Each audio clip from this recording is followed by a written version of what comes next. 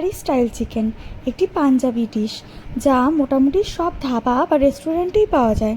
পাঞ্জাবি খাবারের একটা বিশেষত্ব হলো এই খাবারে কোনো রকম কাঁচা মশলা মিক্সিতে বেটে ইউজ করা হয় না। খুব ছোট ছোট করে চপ করে বা হামানদিস্তাতে যতটা বাটা হয় তা বেটে ইউজ হয়। প্রথমেই 600 গ্রাম চিকেনে হাফ চামচ হলুদ, হাফ চামচ লঙ্কা গুঁড়ো, প্রায় 1 চামচ ধনে গুঁড়ো, কিছুটা কসৌরি মেথি, ফেটানো টক দই, 1 চামচ নুন দিয়ে ভালো করে মাখিয়ে 1 থেকে 2 ঘন্টা ম্যারিনেটের জন্য রেখে দেবো। রান্নাটা আমি করেছি সম্পূর্ণ মাঝারি আছে, যাতে ভেজিস আর চিকেনের টেস্ট খুব ভালোভাবে মশলাতে মেশে। রান্নার জন্য আমাকে প্রথমে একটা স্পেশাল মশলা তৈরি করে নিতে হবে। তার জন্য প্যানে কিছুটা গোটা গোলমরিচ, গোটা ধনে, 2টি এলাচ, 4টি লবঙ্গ নিয়ে তা কিছুক্ষণের জন্য সেঁকে নিয়ে মিক্সি বলে দিয়ে বেটে নিয়েছি। চিকেন ম্যারিনেট করা 1 থেকে 2 ঘন্টা হয়ে গেছে। এবার আমাদের রান্না শুরু করার পালা। তো প্রথমেই প্যানে কিছুটা তেল নিয়ে তাতে হাফ চামচ জিরে, একটা তেজপাতা, 1.5 কোয়া দারচিনি দিয়ে দিলাম।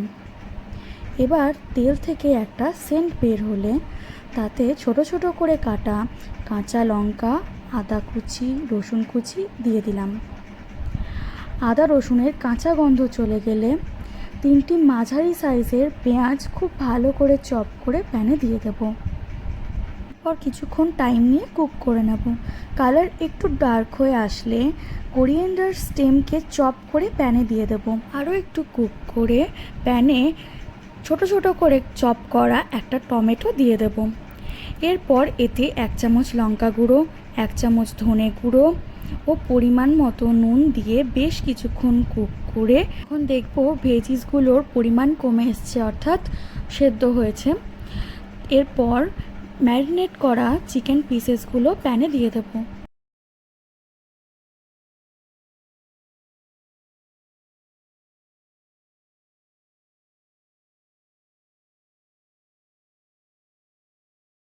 চিকেনের সাথে ভেজিস এবং মশলা খুব ভালো করে মিশিয়ে নিয়ে এরপর কিছুক্ষণের জন্য রেখে দেব এবং অবশ্যই মাঝারি আছে।